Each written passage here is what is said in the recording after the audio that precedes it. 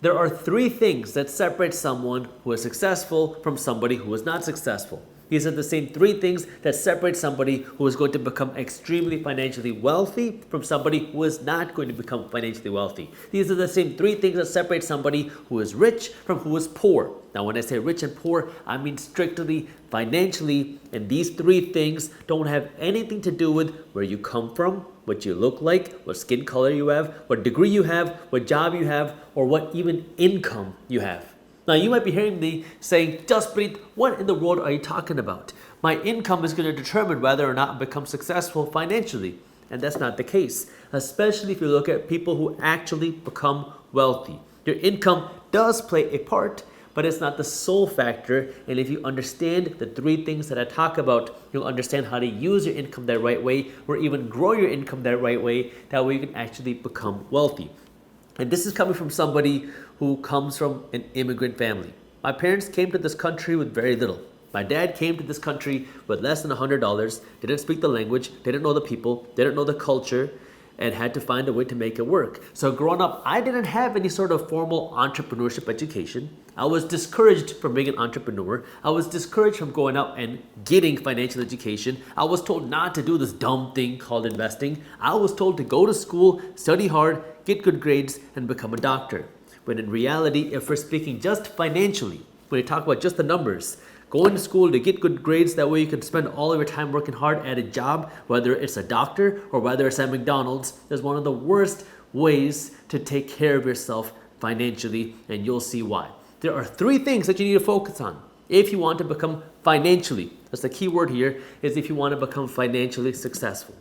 The first thing you have to master is your mindset, because many of us have a limited, scarcity, broke, poor mindset, where for one, we live in this world where we think there is a limitation as to how much we can earn, or how much we can accumulate, or how much money we can get. When in reality, there is a lot of money in the world. I'm sure we all know somebody like this. I'm sure you know somebody like this. When somebody else gets money, when somebody else becomes successful, you get jealous, you get angry, you get envious. Why did this person do it? They must have done something bad. They must have done something sketchy. They must have done something evil, or that money is bad. Don't worry about money because we can't figure out how they did it. And this is one of those things where now you have to flip the script. And instead of hating the success, start learning how the success works. And the interesting thing is, many times we have this deep rooted in our mind where when we see somebody else become successful, we start to come up with excuses or reasons as to how they came up with it, because most of us don't grow up with very rich parents who can instill this growth, success, abundance mindset. So we grow up with this idea of thinking that if somebody else does it, they must have done something bad, when in reality, that same mindset is what's holding so many people back from achieving anything, because we start hating success instead of asking how somebody did it. When you start hating the success, it's going to be very difficult for you to go out and actually achieve anything yourself, because you keep hating when somebody else does it. So you have to start appreciating and start asking the question why, because as soon as you start asking the question why, you start asking the question, how did they do it? Why did they achieve it? How did they do it? And this is where now you can start to dig deeper and start to learn and start to appreciate and start to celebrate wins, because you'll start to realize there's a lot of money in the world. There's a lot of money out there. And just because somebody else made $1, somebody else made $1 million, somebody else made 100 million, somebody else made $1 billion, it's not going to stop you from achieving all the success that you want, because our system, with our central banks, with our government, is printing tons and tons and tons of dollars, and they're injecting it into our economy. So your goal should not be to hate on what other people do, but rather figure out how you can attract just a little piece of this huge pie of dollars to your pocket. And now how do you do that? Well, now going back to the mindset, it's developing that growth mindset. Because when somebody told me this, or I heard something related to this a number of years ago, and I thought it was impossible, but somebody was talking about, now if you have a pie, because they were talking about how you can live below your means and how to use your money the right way. And if you earn $50,000 a year, there's two things that you can do if you want to put money aside to build wealth. One thing that you can do is you can try to squeeze more pennies out of your pie. So if you make $50,000 a year and you put aside $10,000 a year for your savings and your investments, Now you might say, I really like this idea of saving and investing. I like the wealth that I'm building from my investments, because I think we all know now, if you've been subscribed to my channel, that the way that you become successful financially is by investing your money. So now you're making 50 grand, you're putting aside 10 grand, and you're like, I love this idea of investing. Let me get more aggressive. Let me put more money aside to investing. So what do? Well, what that looks like financially is that now you're making $50,000 a year, and now instead of putting aside $10,000, you're gonna work to put aside $20,000.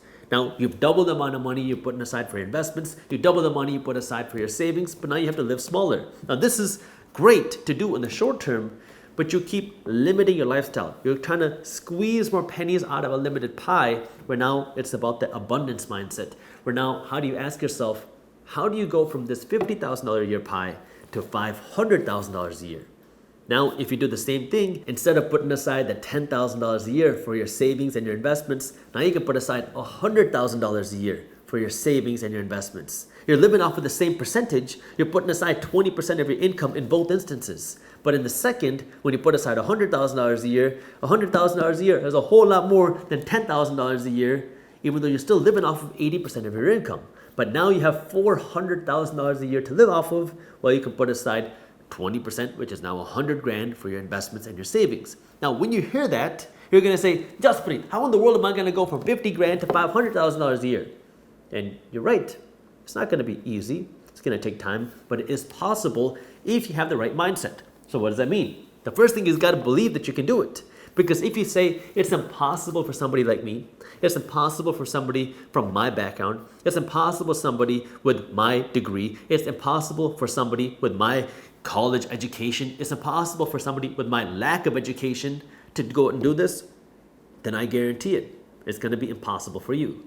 But if you think it's possible, if you believe it's possible, then the next thing you're going to do is you're going to start reading books. Then maybe you buy a class. Then maybe you go out and try something. And you're going to do this, and you're going to fail, and then you're going to feel defeated, and then you're going to watch more YouTube videos, and then you're going to do it again and again and again. And eventually, you're going to start seeing a growth in your income. And you're going to start seeing a growth in how you're earning your money. It doesn't matter where you come from. It doesn't matter what your degree is. It doesn't matter what your background is. But you'll start doing something different if that's what you want. But it all starts with that mindset. And that means you have to believe it's possible for you. And that means that you have to start thinking a little bit different. It means you have to start thinking a little bit bigger. Because if you keep thinking small, you're going to keep putting limitations on yourself. There are enough cynics and enough haters on the internet and in the world. They don't do any good.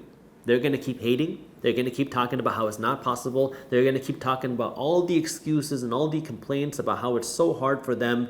But if you keep doing what everybody else does, because the majority of people are going to fall into the cynic and hater mindset, if you keep doing what they do, you're going to end up like them, which is hating, being cynical, and being broke.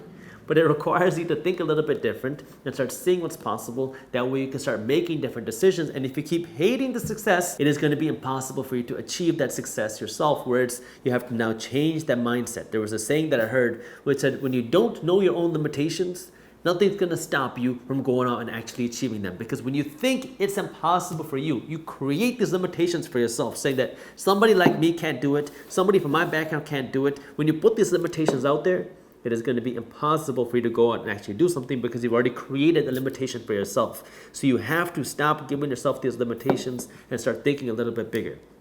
Even when I started this YouTube channel, I know I did the same thing. Now, I have been notorious since I was young to think big. And I was always told, stop thinking like that. You're thinking too big. Stop dreaming so much. But even with that mindset, somebody who always thought big, I put these own limitations on myself when I started my YouTube channel. I remember joking around with my friends that if my YouTube channel ever hit 100,000 subscribers, that I made it. That it's everything that I could imagine for a financial channel. If my channel ever hit 1 million subscribers, that I would just shut down my channel, because that's impossible, that it would never happen. Now here we are today with the Minority Mindset YouTube channel having even more than 1 million subscribers. And this is coming from somebody who created this whole idea of thinking big. I talk about this idea of thinking big. I've always thought big, yet here I was creating limitations on myself.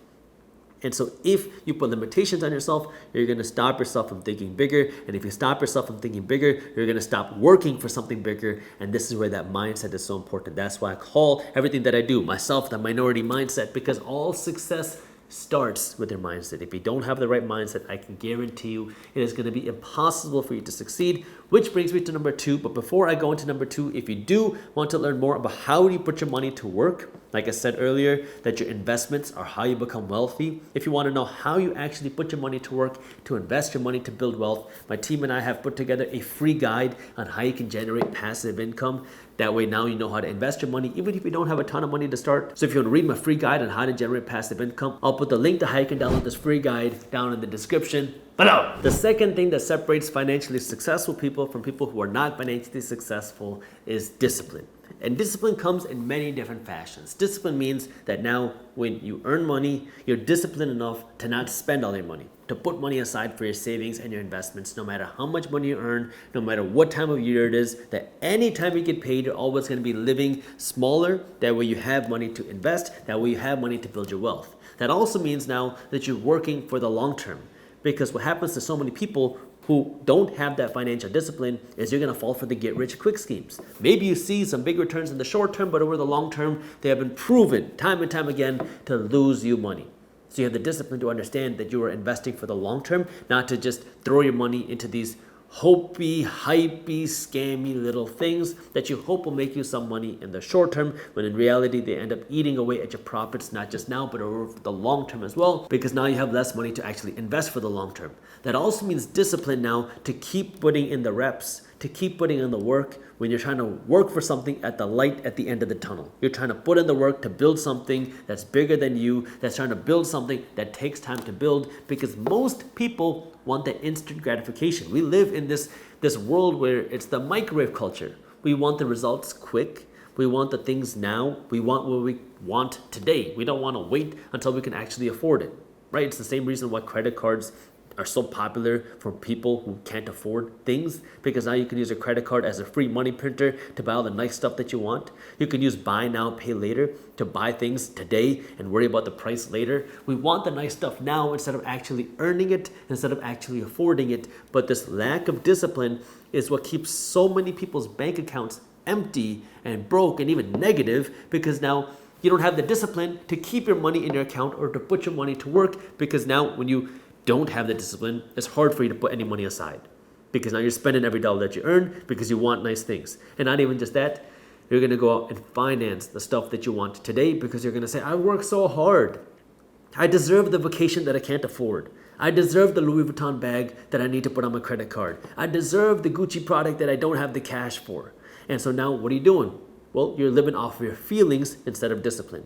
And then when you don't have the discipline, instead of investing your money for the long term into assets that can actually produce you wealth, you're throwing your money around into things that are scammy, hypey, gimmicky, and they actually eat your money. So now not only do you not have money to put aside to build long-term wealth, but now that money is gone into something that you thought and hoped would make you successful. Now you start hating the system, you start hating the game, and you start resenting everything because you can't see the success, and then you don't have the discipline to keep putting in the reps, to build something bigger than you, to work for a bigger goal of wealth, where now you're actually putting the money aside and you don't need to actually touch that money until you hit something bigger than what you have now. Because as soon as you start investing your money, you might get tempted.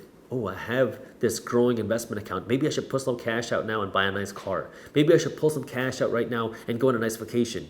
When you pull that money out, not only are you decreasing the size of the principal, the size of your investment today, but now that money doesn't have time to grow. Every dollar you spend today is potential $10 in the future in your wealth when you put that money to work.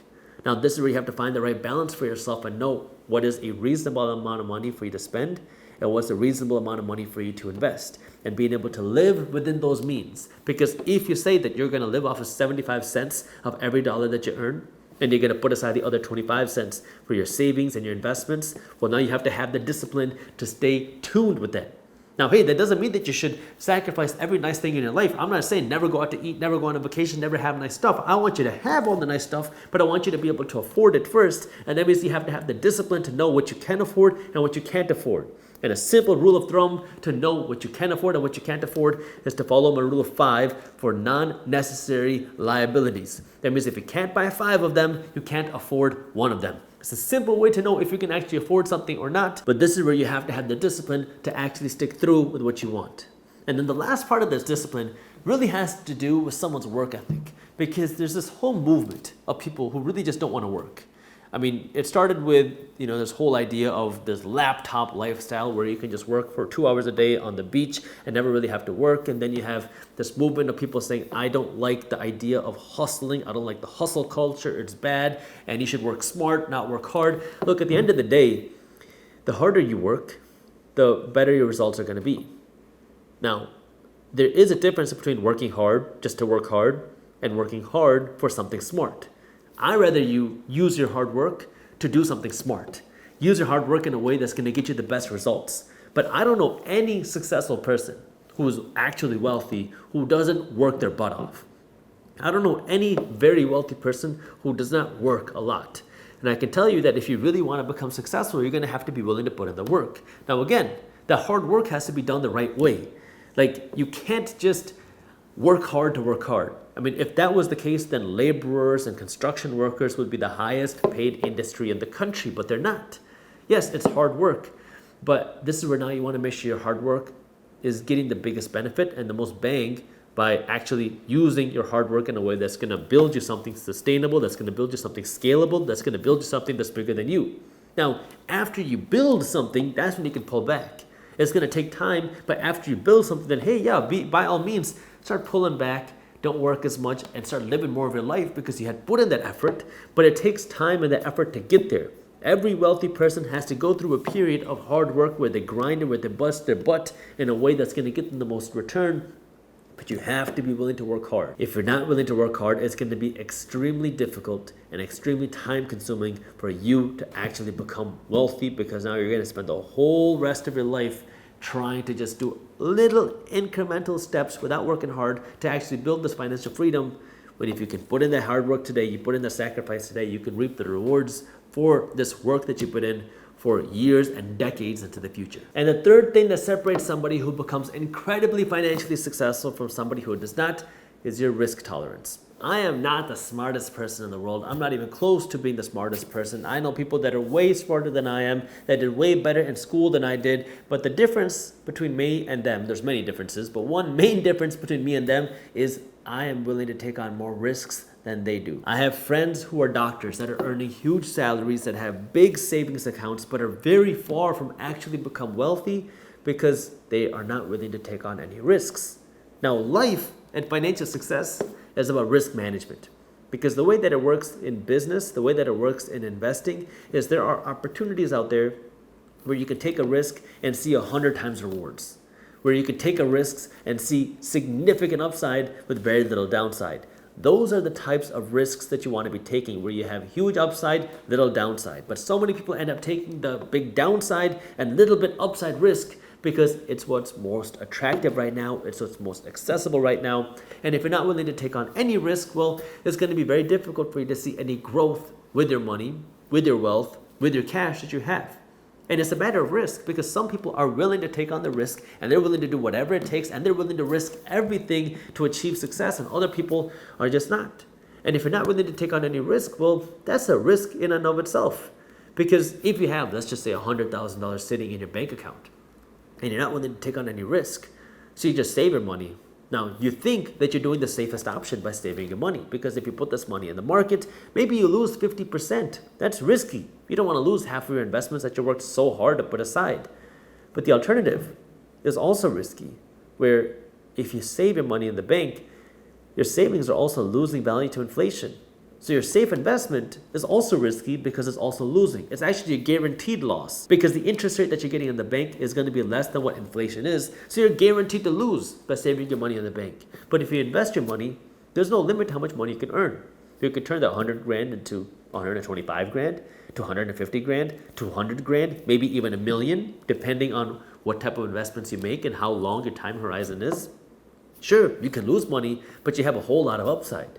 But when you keep your money in the bank, you're not going to see much growth. And in fact, you're going to lose buying power each and every day. So there's risk to taking a risk, but there's also risk to not taking a risk. And I'd rather take that risk of taking a risk and failing than not taking a risk and then regretting it later. So this is where you have to understand that risk is very important, to be able to take risk. And this is what wealthy people do, is they know how to take calculated risks in ways where now you have the most upside with the least downside. And one of the easiest ways to mitigate your downside, to make the risk less risky, is to learn.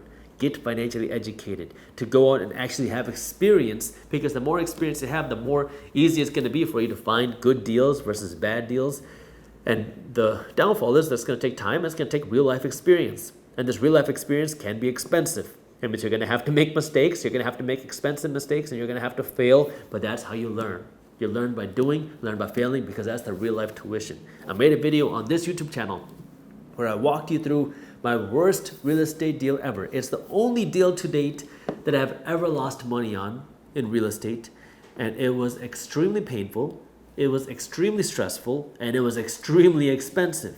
And I walked you through all the mistakes that I made and all the lessons that I learned. But that single deal where I made so many mistakes set me up for so many bigger deals later on, because then I learned how to manage risk much better, and I learned how to analyze properties way better, and I learned what to look for way better.